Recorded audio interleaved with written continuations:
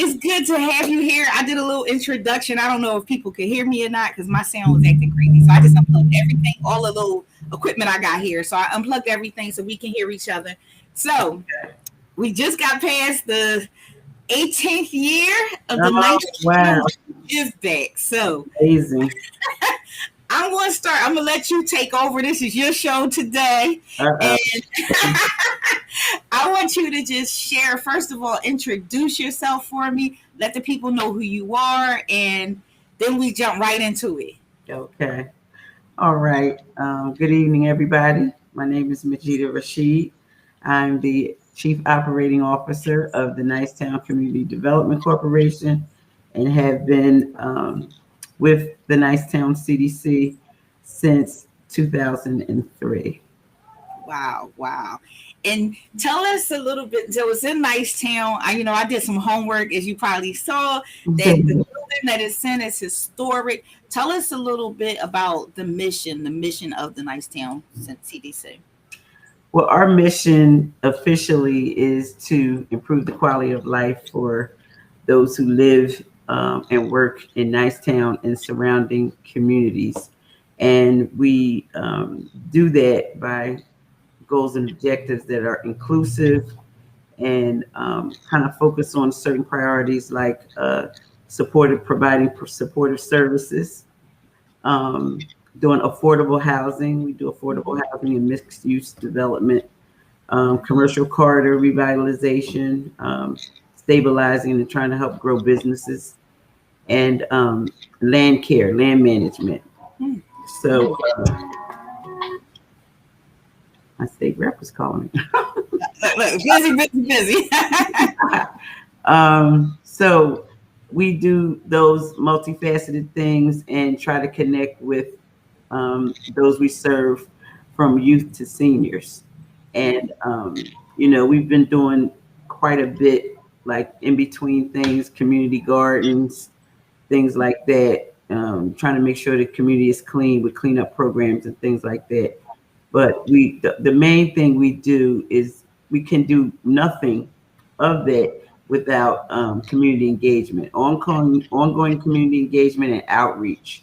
That's one of our biggest challenges, but it's a must to be able to connect with the community, inform them, keep them updated on things, and let them know what's available to them. Okay. So as far as some of the programs that's available to the community, where would you start if you are in an interview with me, of course, and I know nothing about the CDC, right? So what would you say, like, okay, someone who came in, they needed help, what would be the first program you introduced to that for the no-brainers?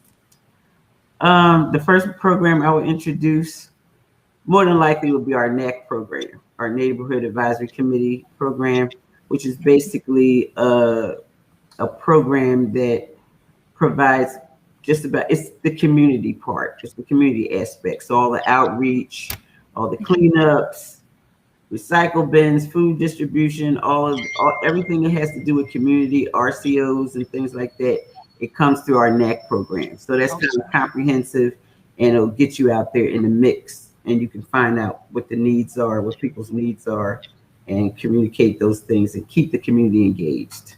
Right. So when someone, like, let's say someone wanted to get involved, they wanted to be a part of the Nicetown CDC, they want to come back and, help out, contribute in any way, what would they need to do to be a part of it? Well, it's interesting that you say that, because our NAC program, we have a neighborhood advisory subcommittee that's actually a community elected group of people. They're not necessarily a board, it's still a subcommittee, but they act in an advisory role to the Nicetown CDC. So most of those people are people from the community that are nominated by the community, and whatever they already do, they bring that to the table and join with others, and they all work together to make a difference in the community. So if somebody wants to really get involved and make a difference that way, they can do it that way. But of course, we're always looking for sponsors and people that are out there that can help us get the work done. So it depends on what we're doing. but we're always, looking for people that are really interested in being actively involved in the determination of the community. Okay. So what happens, I mean, in the background here? I know I think a lot of us know what happens in the forefront, but I want to talk more about the work that's being put in the back end, because when you see people come through and they're like, I put an application in and I ain't hearing nothing from nobody. And we know, and I've been there, and I'm like, oh my God, how do you do this? So you can talk a little bit about the staff, the people that work there, and the hard work that they actually put in. Oh, wow. Our staff is phenomenal, because a lot of times, because we have so many programs, they have to get the word out about them, and we also have to manage them. So on the back end, like you said, we have to make sure that all our ducks are in a row in terms of keeping those programs running, invoicing for those programs, and things like that. And you wouldn't believe, sometimes we get so busy, we are too busy to even invoice for the work that we've already done. Right. So our staff is really good at that. And for example, right now we're doing phase 4 rental assistance, which is pretty busy. And there's an ebb and flow to it. So sometimes you might get a whole wave of people, and then you'll have a little break in between. But it's a lot of back end administrative work that has to go on, a lot of paperwork, and things getting input into databases on the computer, troubleshooting with people that don't know how to navigate these online processes and things like that. So sometimes that can get a bit stressful. I know, for instance, our rental assistance coordinator, April, is so good. She's really good. And it was a lady that came in, and she was deaf, and she had never learned sign language. So you had to write everything down for her. She was trying to convey to us, and April knew how to get in touch with TTY services and things like that. Nice. It started working out for her. So they have to have that kind of knowledgeability, able to think on their feet, and also keep productivity wise. They have to stay on top of that back end. Right. So what are some of the things? Of course, I'm in marketing, so I want to know all your trade secrets now. What are some of the things? I know, right? Your trade secrets. What are some of the things you guys are utilizing to really get the word out into the community? Of course, I'm ready to jump in full force ahead. Of course, that's I got my stuff together. What are some of the avenues you guys are taking? What are some of the things you are doing to make sure people know that you guys exist and what you offer?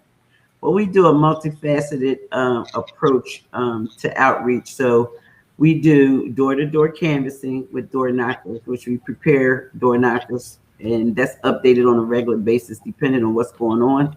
So we prepare those packages, and we have volunteers that come in and help us do that too, because we need hundreds of them at a time. If you can imagine, if they hit 10, 15 blocks a day, we need hundreds of those things. So they do that, and then they'll do email blasts, and we use a tool like MailChimp or something like that, or regular email, to kind of follow up with that. And then we do telephone outreach, which surprisingly enough is the favorite for people that receive a call from us. Wow. It's almost like a wellness call. We call them wellness checks. How you doing? Did you receive a door knocker? Did you get our email?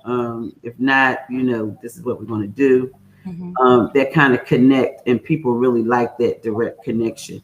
So we do it like that too. And we also do text blasts and things like that. It's just according to what was going on. What needs to go out, right. And so you have all of this stuff going on. I'm assuming you got a staff of 5,000 that do all of this work, right? That is so crazy that you mentioned that. So I was talking about our fabulous rental assistance coordinator, and we just found out that she's going to have to move on. Her life is too busy. We actually put her in place to launch our rental assistance program. And she got that all set up and running and things like that. So it's time for her to move on. So we're actually heavily engaged and looking for a new one, and she's helping us. I might have a job. Yeah, we're looking for a new rental assistance coordinator. So No, we don't have big staffs. I mean, our NAC program, for example, has 4 staff. The most staff that we have will probably be in our land care area. We have 3 different crews that go out and do land care, land maintenance. So it's probably maybe about 9 of them, nine, So when 10 you of them. say land maintenance, I mean, for someone like myself, don't know what that is. Let's Mhm. jump a little into detail with that. Like, what does that mean to the community, and what do they actually do? That's a great question. Actually, what land care does is multifaceted. We have 3 different contracts.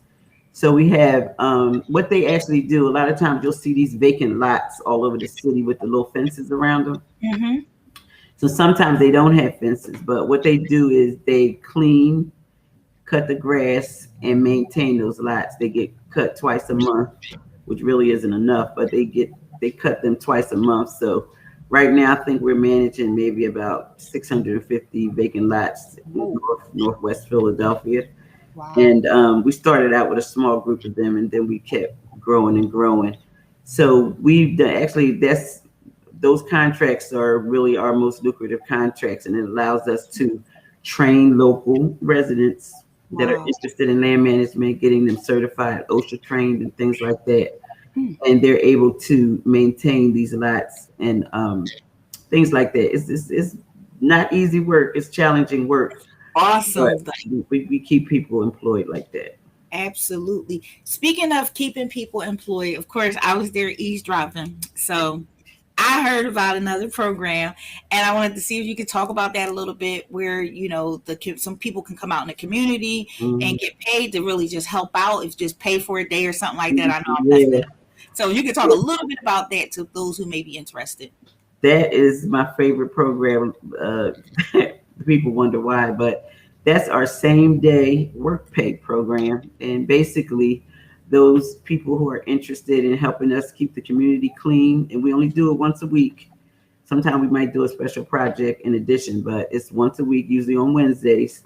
And we're able to hire local residents from the community to clean the community, clean the streets and sidewalks and things like that, and they get paid for that $100 cash when they come out and do that.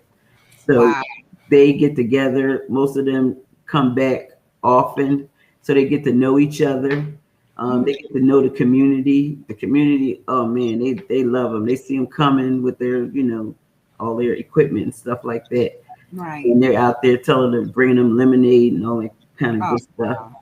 And now this year we're able to hire younger people, so we have some younger people working out there with us, and ladies too. The ladies Okay. are getting ready to take over. Nice. On Nice. some young ladies are out there doing that, and they everybody gets along very well. So it's our it's one of our best programs. And what's the range in that? I know I heard you talking. Look, if anybody know, y'all know I'm an eavesdropper. I just follow her around and listen. Like, wow, wow. Uh, so I heard you talking about this to somebody, and you were talking about the vicinity and how the different programs. I think Zach was actually talking about it as well. But I know Mhm. you guys cover a large area. Can you talk a little bit about that, like what you guys actually cover with that program? Yeah. Well, actually, with our NAC program, supportive services wise, we cover 15 census tracts. So that kind of covers 4 different neighborhoods, all of Nicetown and portions of Hunting Park, Mm, West Oak Lane, and Logan, and a little bit of Somerville. okay. So it's actually all a nice town and 4 other neighborhoods, but that's a huge area for supportive services. So that's why we're always looking for volunteers to help out with outreach. In terms of development, we're a little bit more concise, and our boundaries kind of extend from the other side of the Wayne Junction, which is at the top of our area, and that's Berkeley Street, Mhm. to Lindley Avenue on the other side, and then on the south side, going going south, where we stop at where Broad and Erie is on Okay. the Broad Street being our natural boundary. Wow.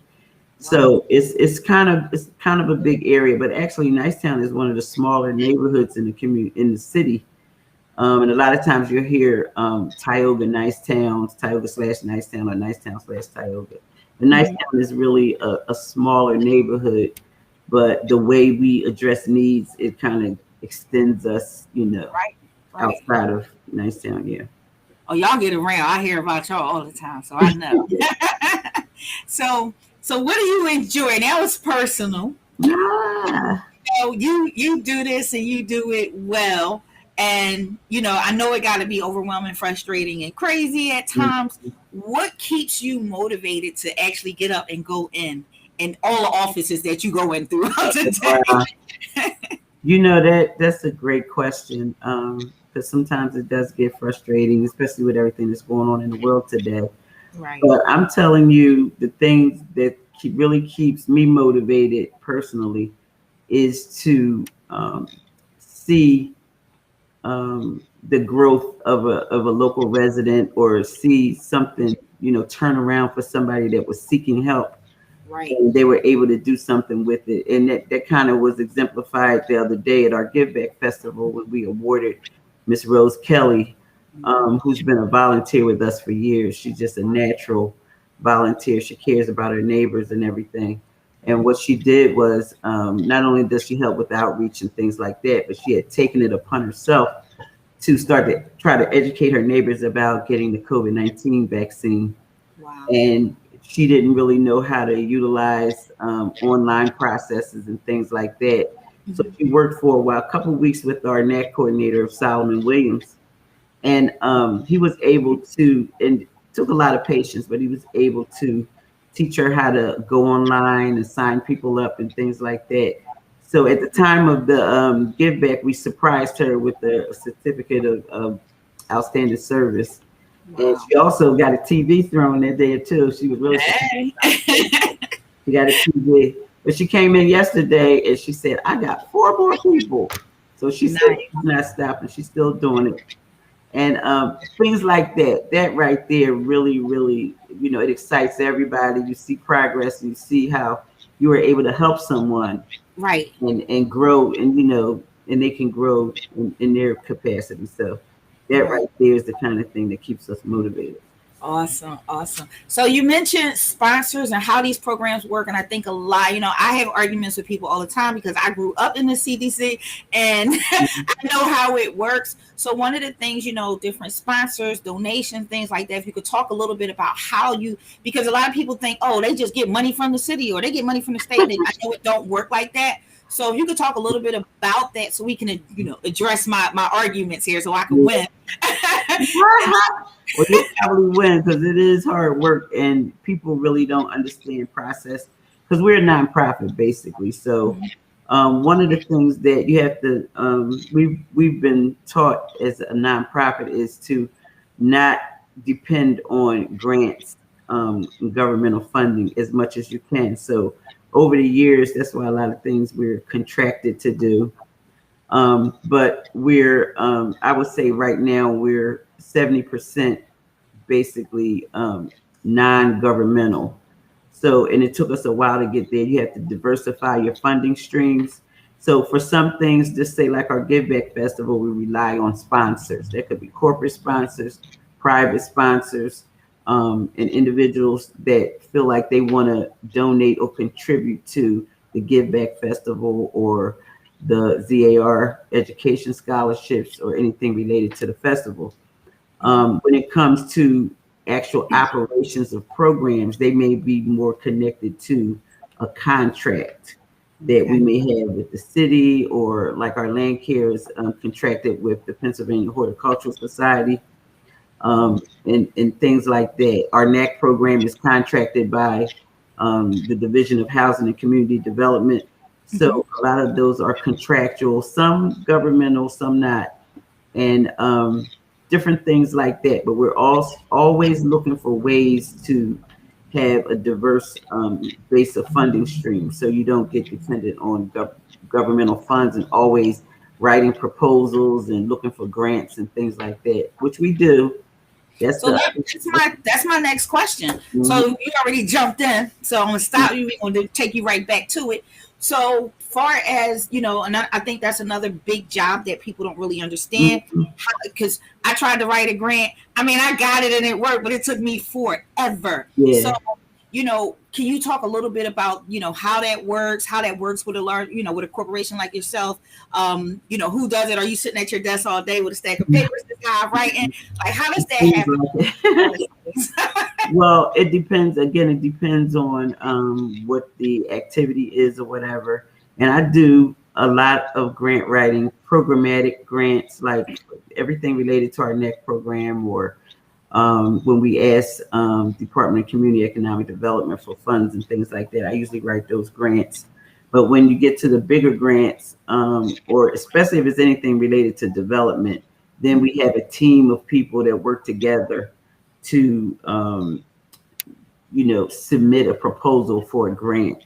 And that can be very tedious, especially putting narratives together that basically justify your existence and kind of sell you in your capacity to do whatever. And it really gets into we have a project manager and others that are helping you along with a proposal like that, or they may more so take on that role, and you'll just be contributing to the proposal, or the budget narrative or something like that. But yes, you're absolutely right. It can be very, very tedious and stressful. I just threw all my papers in the air. You see me in the office. Yeah. So just with that being said, and you say, okay, you have a team that actually do that work. You don't have time to do anything. So, but I know I did my homework. I know that you're a busy woman. Nonetheless, you're still at meetings. You're still supporting other companies by sitting on boards and things like that. So can you talk a little bit about, and this is for my entrepreneurs that are tuned in, can you talk a little bit about being flexible, and maybe the reason why you actually donate your time and contribute to other causes? And actually, that is another thing that I like doing too. A lot of times we get asked to help people who are starting up a nonprofit. We do a lot of that, or starting up a CDC or something of that nature. I myself, I sit on a few boards. I had to get off a couple because it was a little bit too much, and you want to be able to give of yourself. So it's some kind of impactfulness to it. So right now I sit on the Philadelphia City Land Bank Board. I've been on there since inception, which is unbelievable. Wow. I was like the last man standing when administration started changing, but I was the former chair of the Philadelphia City Land Bank. So that is and you alluded to something very important, is that a lot of times I get on these boards so I can learn what makes things tick, and to see just, the mechanics of things. And it's been a great learning experience for me, because our organization was blessed to learn development and community economic development from the masters, from Universal Companies all the way to Gentrification Avenue Revitalization Corp. Our current project manager that works on all our development projects is from Penrose, one of the original founders of the Penrose properties. And things like that. So we just positioned to learn from the masters. So that right there was really good. But another board I'm on now is for a school, an alternative school called Natural Creativity, where children learn. They learn in a different type of environment than the structured schools and charter schools and things like that. So that has been a big learning experience for me as well. So these boards, sometimes and I'm on one right now with an organization called Me Productions. I don't know if you've ever heard of them, but they do a lot with youth, a lot of surveying and finding ways to reach youth and things like that. So I like being a part of. They're working on something now to address the violence from a preventive perspective. They feel like that's the best way that they can make a difference to look at prevention. So those kind of boards like that actually help in our everyday work.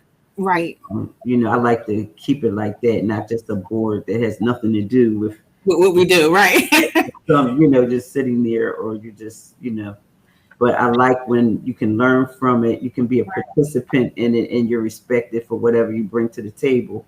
Exactly. And it's a good dynamic. Wow. They gonna get me. They gonna be like, Nina Capone and this respecter hustled and took up Majeedah's time. That's what I do. I'm bullying here. I love that name, respect the hustle. Yes. But so when you talk about boards and being on boards, and like I said, dealing with a lot of people around, they ask a lot of questions and they don't get to follow you around and get on your nerves like me, so they don't have the answers. But right. Sitting on a board, like how much time would you say actually goes into contributing to that? Because some people get asked and turn it down, not understanding what the real contribution is, or what the time period that you really have to put into someone else's board. What does that look like? Just kind of an overall overview there. Like the time that I have to put in. How much time would you have to put in? Yeah, I would say I need to be honest and say sometimes, like if I know I have a board meeting, especially with the land bank, it's a lot of paperwork you have to study. Okay. Properties that are getting, disposition of properties and, public hearings and things like that. Mm-hmm. So you got to kind of read up on what's being presented and things like that. So I find myself the day before making sure I got all the ducks in a row. So I kind of, just in case, right, have to say something or whatever, just to make sure I know what I'm, what's going on. Yeah. Right. So you gotta, I would say, some of these boards are only quarterly meetings. Okay. So you have to, in the interim, you got to kind of keep up with what's going on in between. Mm-hmm. And a lot of times you may be asked to do something to help a particular activity. Like somebody may ask me if they know that I have a relationship with a council person or something like that. They may say, well, Majeedah, is it okay if you can reach out to her or him or whatever and see if we can get a meeting, or if we can do this or follow up on what's that and that type of thing. So it really depends on what that particular entity is. Right. And what you have to bring to it, kind of determines how much time you spend with it. But yeah, that's why you can't be on a lot, because when you start adding everything up, you will find that it's taking up a pretty significant amount of time. Yeah. Okay. Now I wanted to ask you, I got 10,000 questions in my head I've been holding all week, right? So we're running into time. Don't worry, they'll cut me off. But I wanted to ask about just networking. I know one of the big things with business, period, any, not whether for-profit or non-profit, you mentioned dealing, getting with the council people, the politicians. Majeedah, you in the mix. I always say, I'm like, that's Majeedah. I know that we watching the news. You're everywhere. Lord. And you could talk a little bit about, being out there and just networking. Like, how do you network? How do you say, I'm out here? I think that's another big struggle for people to get to understand how to network with people. How do you, go in and say hi, or, without being a rapper like myself? How do you get people? If I was a rapper, I would have really been doing something. Yeah, but sometimes you can be kind of nervous if it's that, and that's another reason again where I get on some of these boards. I just jump right in. And, you try to build relationships. You try to create relationships. And a lot of times this networking is you're amongst people that kind of know you for what you do. And they have that level of, respect for what you do. And you kind of engage with each other and share best practices and things like that. You start to build relationships like that. And before you know it, when you go to networking events or special events and things like that, you meet people, exchange cards or information. Right. A lot of times you'll find that somebody will say, well, they'll reach out to you and say, oh, I met you at the certain event. Mm-hmm. And I'd like to see if we can meet to do something. You find that you can end up doing a project with somebody, or you can work together, collaborate. collaboration and partnership is really what we built our organization on. We built our organizational partnership and collaboration. So it's building relationships, and you can't be afraid. It's just people that know me from when I was younger. They can't believe I'm doing what I'm doing now, because I used to be real introverted, never said anything. Wow. Now they can't shut me up. Right. I was like, wait a minute, you? No, it was like, girl, come here. Show me this. And I think that's it's all about personality, because when people talk about you and they mention you, everybody knows you're busy. But beyond that, it's like you still take time to get to know people, to work with people. Right. And it's just, again, I commend you on just remaining pleasant, because sometimes I'll be ready. Like I said, if I had muscles, I'd flip a desk over, but sometimes it don't work like that, Sometimes, yeah. So you really got that whole organizer, you like born with it. Maybe you just ain't know at first. Look, I love the organizer thing, because we went through stages in our development of our organization where at one point we were walking around with suits on every day and running back and forth, and it was just a different phase. But I remember when President Obama got in office, and everybody knew he was a community organizer. I was walking around, yeah, I'm a community organizer. I like that title more than anything that I do. Nice. I really like to, really get out there in the mix, no matter what, because it's not always fun. Right. As pleasant as you can try to be, or whatever, try to be as positive as possible. Sometimes people still might not like you, so you have to be able to navigate that as well. And a little, well, not a little, but some frequent prayer helps, and just being sincere, and about whatever you're passionate about. And I find that a lot of my colleagues that are successful like that, it's the same thing. Just trying to be true to yourself and true to your organization, and keeping it real, and just keep it moving like that. I think that's a good base to listen. I've watched you work, and I'm honored, because I see that you deal with, you talk about diversity and bringing people into work and volunteers. And over the years, I've saw, the dynamics of the different personalities. And, like I've been around since I was a little young girl, to, being a business owner, entrepreneur myself. And I look and I'm like, oh my gosh, like I need a hug, because, people with these personalities. So I have to ask, let's give some advice, help a sister out. What do you? I know the woo side thing, and that don't work. Sometimes I woo side and I stay woo. I don't come back. So how do you deal with the different strong personalities? Because you do have a lot around you. So what would you say, like, some of your challenges in dealing with that? Oh, wow. Sometimes you don't even realize where these challenges will come from. Oh my God, I see my girl Cynthia Barnes over here. It makes me realize that, like I was saying before, you learn from the best, and you try to associate yourself with people that are honest and trying to really make a difference in the community, and also representing the community. A lot of times you're representing the community, and you want to do that as honestly as possible. So, those are some of the challenges. But when you have colleagues that have like-minded colleagues, and you learn from each other big time. I've learned so much from my colleagues and those that I work with in the community. I can't say that enough. And it keeps you honest. And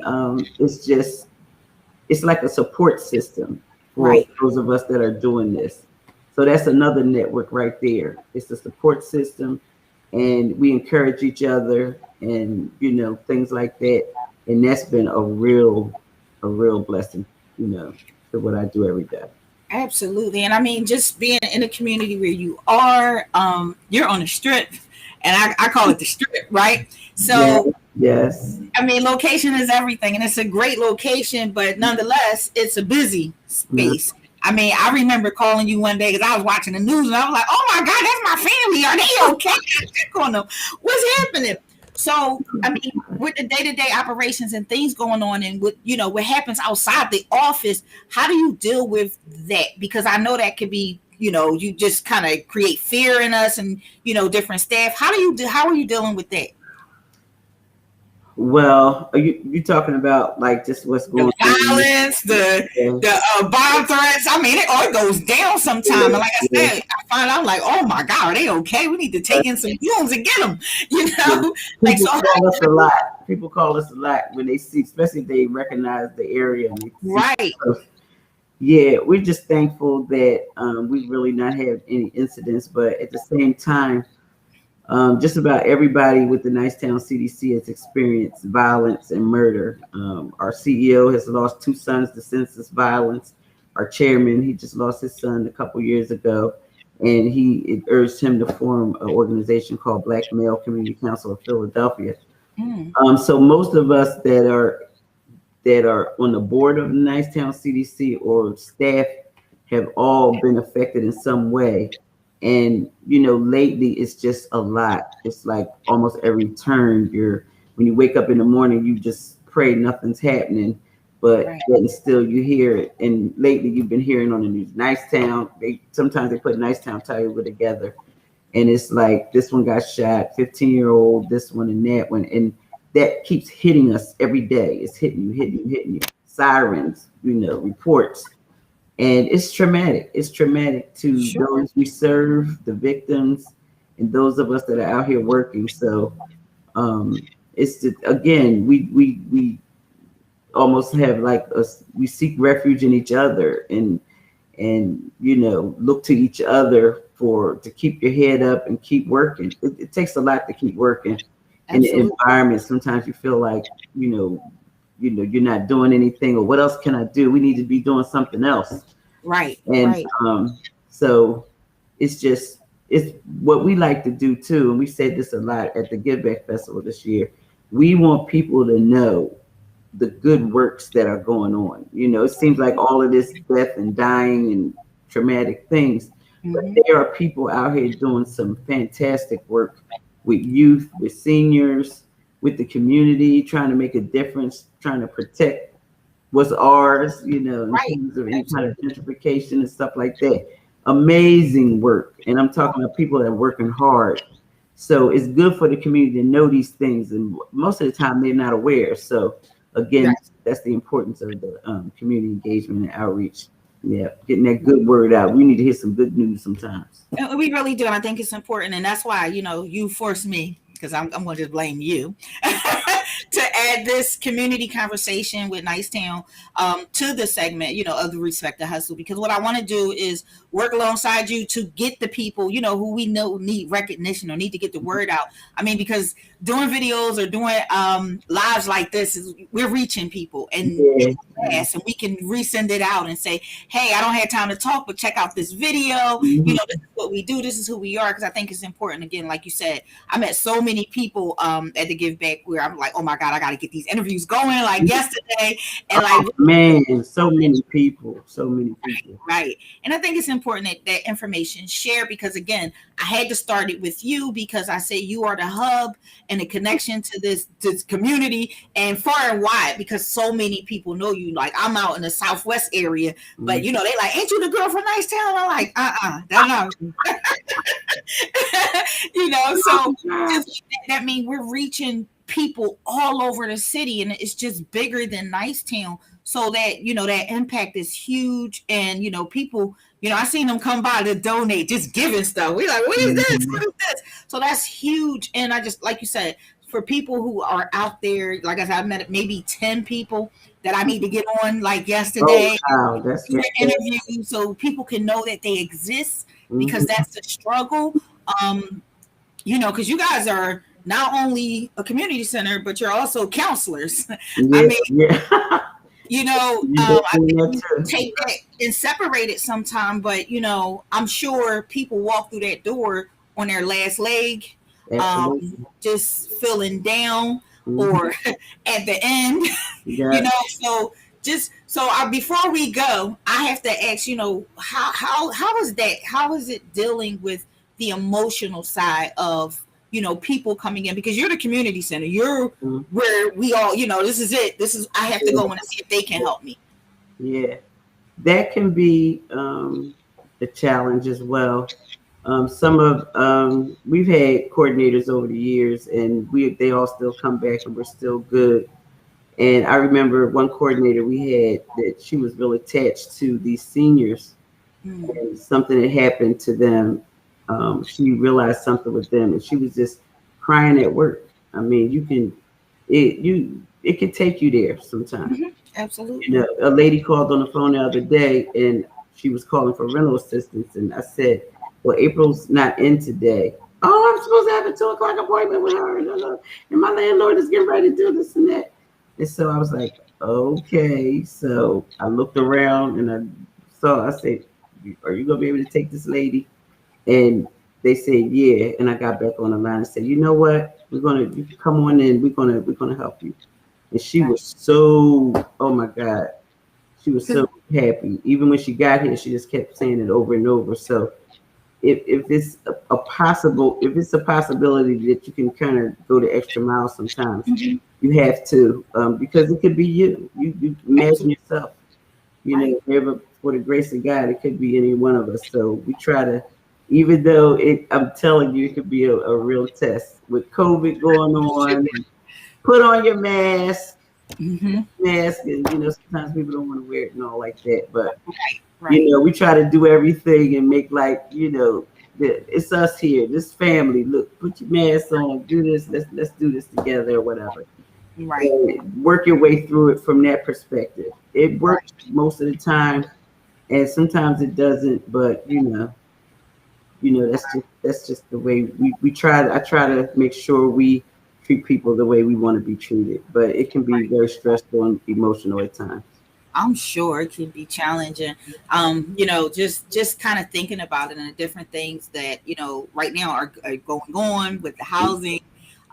So I'm going to take this last 10 minutes since I see this clock flashing in front of me, but I wanted to take just a time and see if you can talk a little bit about, what people need to do to obtain rental assistance, because although it's been available, I still see a lot of people who don't know, where to start from different communities, and it's kind of frustrating and stressing for them. And like you said, everybody don't know how to go online and do it. Right.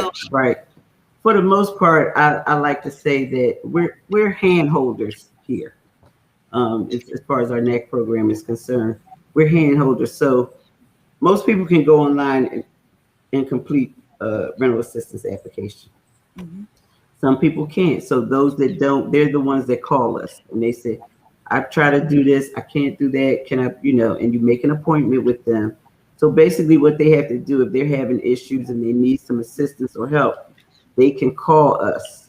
When they call us, you have to make an appointment. We're booking appointments now for late September. That's how many people are calling for appointments right now. So they call, make an appointment, and when they come in for their appointment, when you talk to them about their appointment, you tell them everything they need when they get here. So because if there's anything missing, you're not going to be able to be seen, or your application won't be processed. So that's pushed a lot.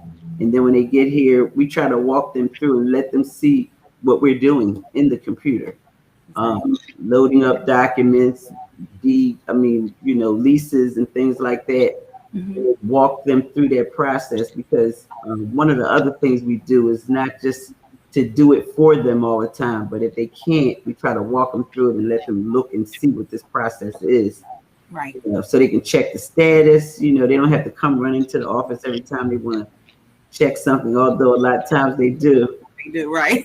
They're coming. But you just encourage them to, and they feel so much better when they start inching along and they see that, okay, I can do this.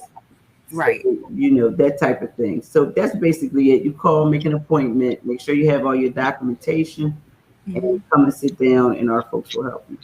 Nice. Did I burn you out? I feel like I did. I got you. I'm going to get you. I'm going to bring my co-host in for a second to see if he have any questions. Mr. 3.0. How you doing? Can you How hear you me? doing? What's going on? Can y'all hear me? We can hear you. Yeah, we can hear Do you. you, Okay. do How you you have doing? any questions?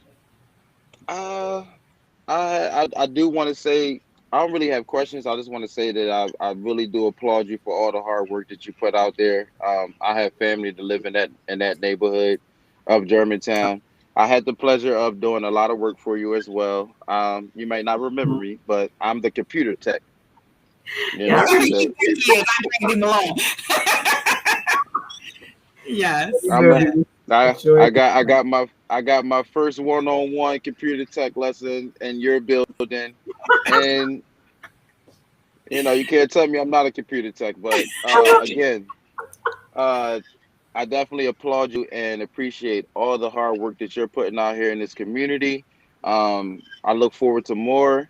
You will see me soon because I will be out to help you out with some of your projects that I heard about since I've been Oh, on wow. air. We need you. And oh, no problem. You already know. I mean, the last time I met you, you said some things to me that actually stuck to me, and I really acknowledged some of the things that you were teaching me as far as like how about growth and different things as far as networking. And now I feel like I am definitely a networking machine, and I just want to give you your flowers, Miss Lady. That's all. You know, you Oh, my auntie though. I call you ah, auntie. You auntie. that is so wonderful. Thank you so much. I really Thank you, appreciate that. Jay. Thank you. That's So, awesome. so yeah, so it's like, people get to know you, they get attached, you become everybody's family. They be like, oh yeah, that's my auntie, that's my cousin. Like, well, that's my mom, so I don't know y'all. We don't know y'all. But just thank you for everything that you do. I mean, that's sincerely from my heart. And of course you inspired this entire segment that I'm Oh, going to yeah. start to do. I'll probably come do some lives there as well, just because it's easy to do, and we can really get people and like really get the word out, because I think that's the big important part right here. That's the mission, to really get the word out, not just what the CDC does, but the surrounding community, different programs that work with you guys. So definitely, I know you want to get some shout outs. I feel like we should get hood now, get some shout outs to some people. But definitely a shout out to all the staff at the Nicetown CDC, everything that they do. You guys are amazing. Again, I sit in there and my hair turned gray just sitting there like, oh, I don't know how they do it. I couldn't do it. I think it's important that you guys' mission, and I'm looking forward to being back in the mix. So I will see you soon. I thank you again for being on the Respect Hustle. And I'm gonna send you all the links so you can post them up. Let everybody know you famous now. Oh Lord, Solomon gonna have a good time with that. Absolutely. So thank everybody for tuning in this evening, and it's been a pleasure having Sister Majeedah on the line with me. This is the community conversation today with Nicetown CDC, and Majeedah, we'll talk on the other side. But everybody else that tuned in, thanks for being here. We love y'all. Peace out. Respect the hustle. Thank y'all.